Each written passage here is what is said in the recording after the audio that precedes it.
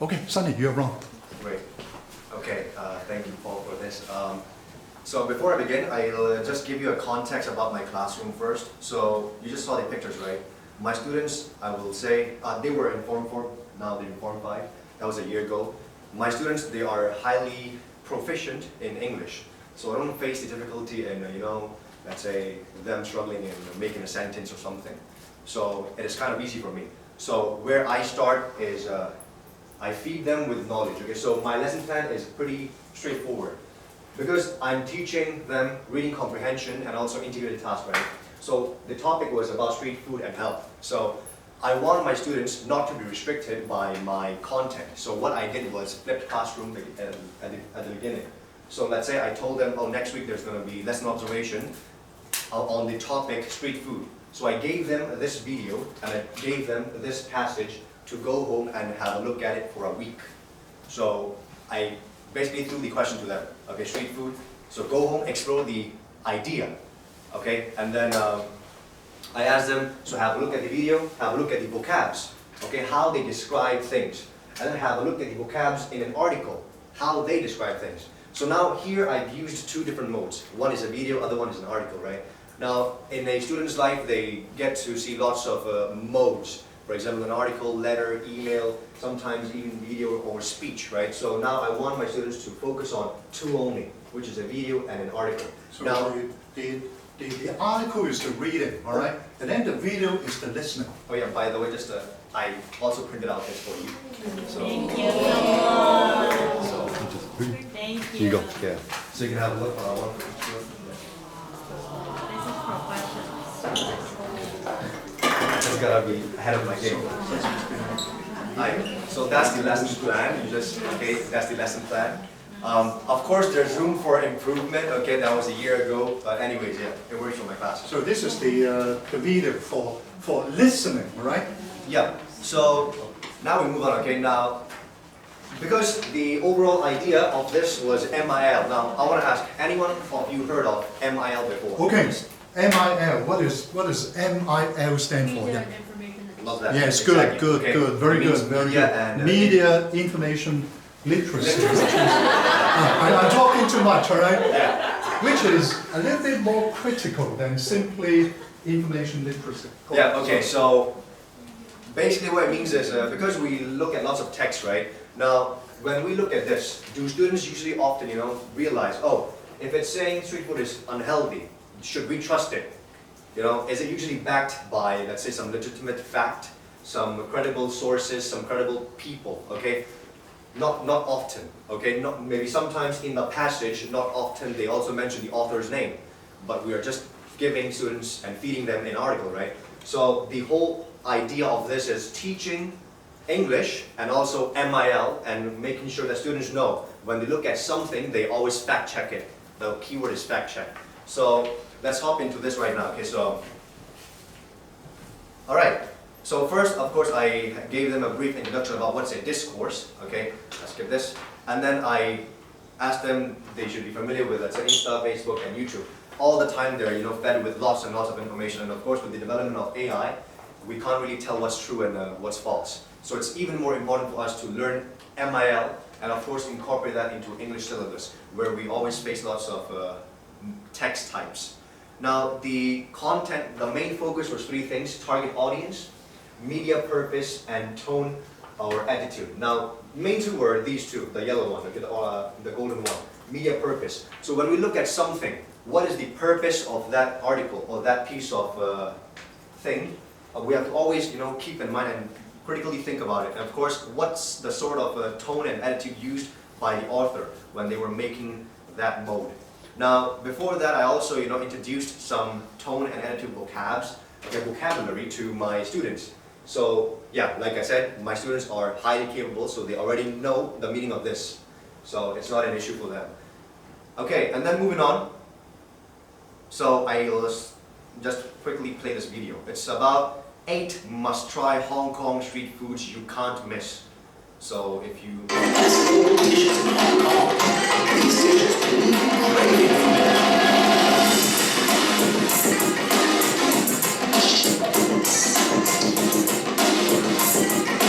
special culinary adventure in Hong Kong. Alright, let's stop right here, okay? So you can see, okay, in the video, they mention lots of adjectives, okay? Culinary adventure in Hong Kong, and then It they is a mention- perfect blend in dishes, but with so many options out on the city's best dim sum, Yeah. with a plethora of So the focus is also, you know, having a look at the video and how they describe dishes.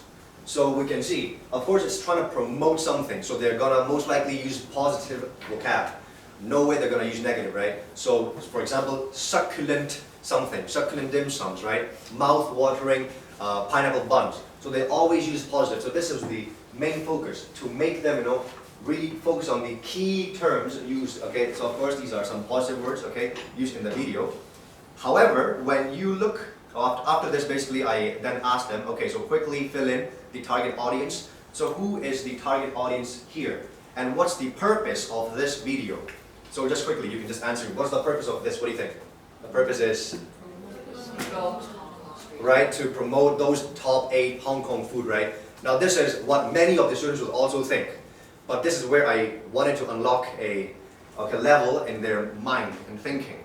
So when we scroll down, I really genuinely asked them, so what is the genuine purpose of this video? Of course you'll say promote, right? But to be honest, why will this YouTube channel, okay, think of promoting Hong Kong food suddenly out of nowhere? Is it because of subscription to engage viewers, okay? If not, do you trust it?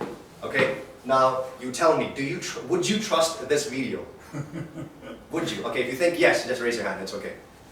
Right? You would trust, right? Maybe based on your own experience, you think, oh, I've tried it, so I trust it, okay?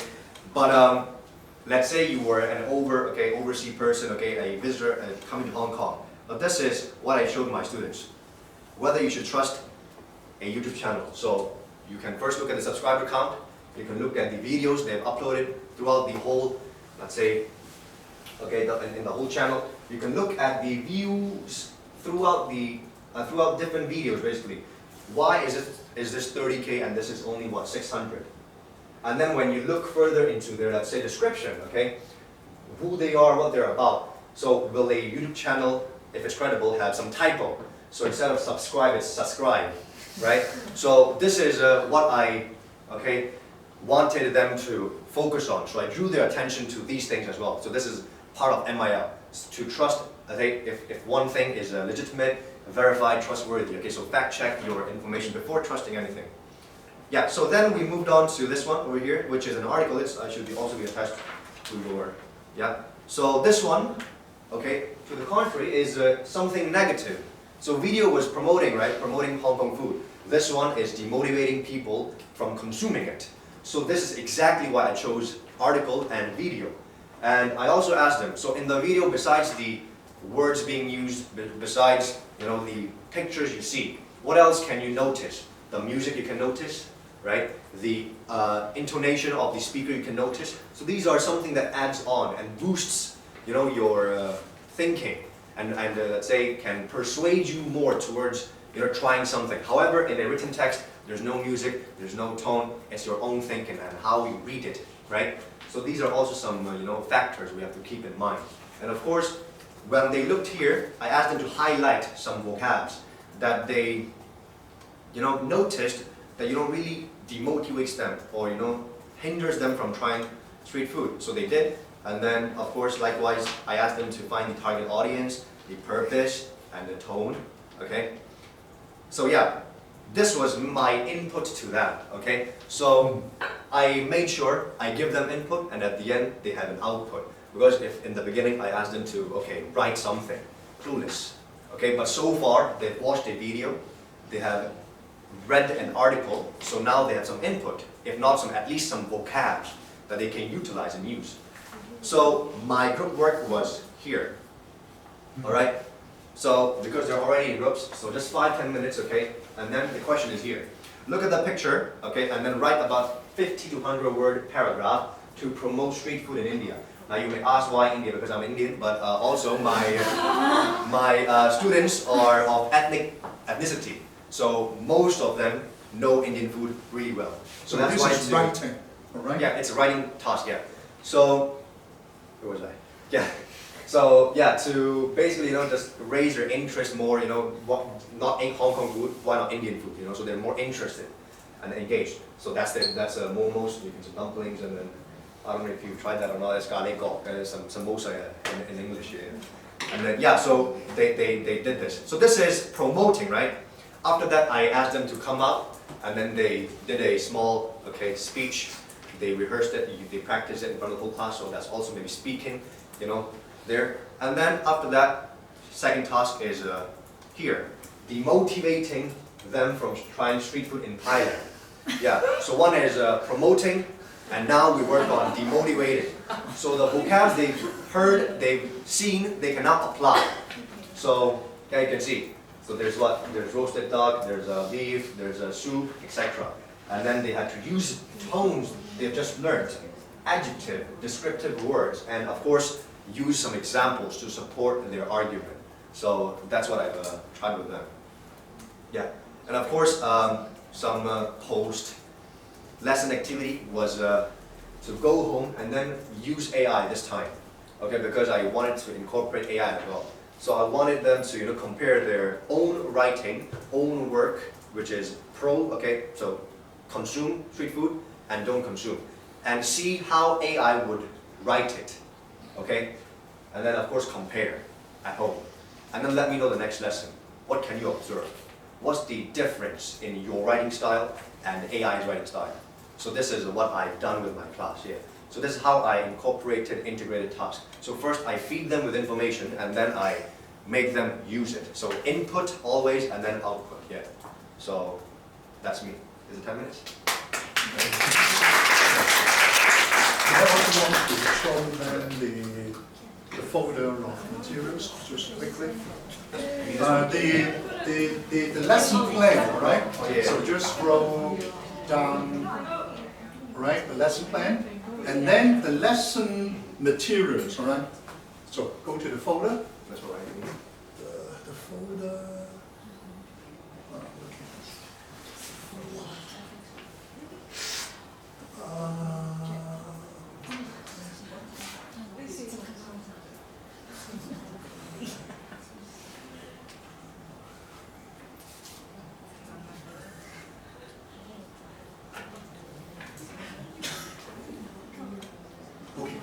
Right, now, Sunny is now going to quickly show you the lesson materials, all right?